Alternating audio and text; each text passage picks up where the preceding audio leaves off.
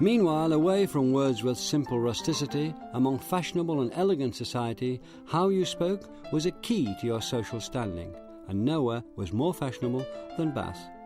If you could not talk properly here, you were inviting ridicule. Richard Brinsley Sheridan, son of Thomas the Elocutionist, set his comedy The Rivals here, and gave us one of the most ridiculous speakers of English in its history. There, sir, an attack upon my language. Oh. What do you think of that? An aspersion upon my parts of speech. Was ever such a brute?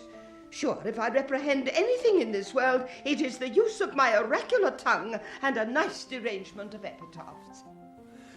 The glorious Mrs. Malaprop, under full sail, putting the wrong words in the right places. Her name comes from French mal à propos, meaning inappropriate. It entered the dictionary in 1849 as malapropism.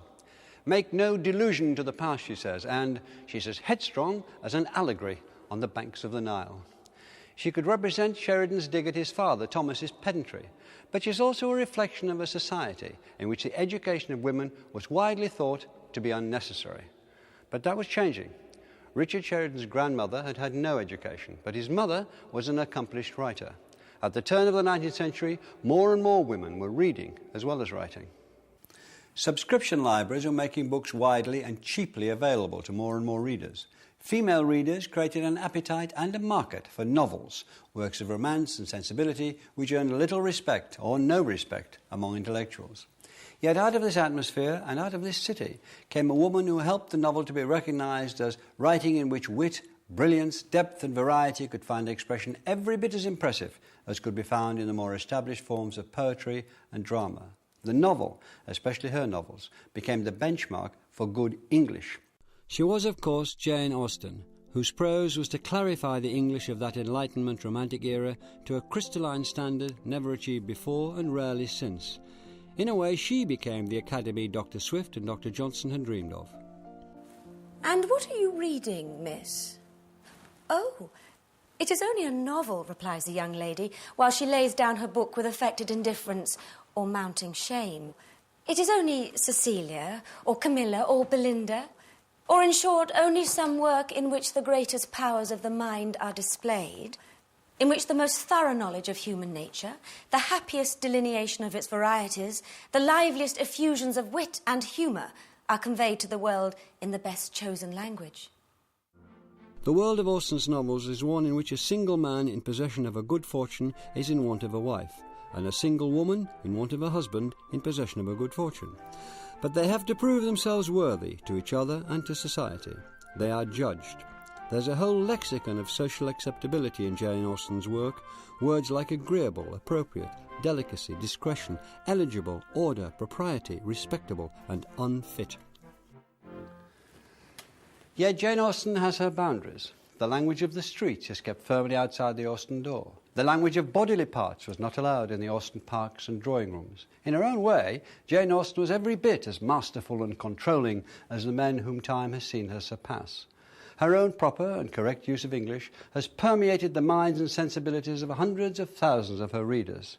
Swear words would never do. The human body had become the great unmentionable of Jane Austen's time, and to deal with it, English had produced a fantastically inventive list of euphemisms.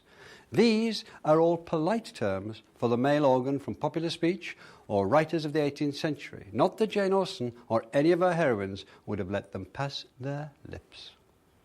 Tailpipe, pilgrim's staff, Captain Standish, silent flute, pike of pleasure, mutton dagger, Cupid's torch, chink stopper, Nimrod, the mighty hunter, His Majesty in purple cap, beloved guest, picklock, pleasure pivot, pump handle, dear morsel, and Dr. Johnson, because there was no one that Dr. Johnson was not prepared to stand up to.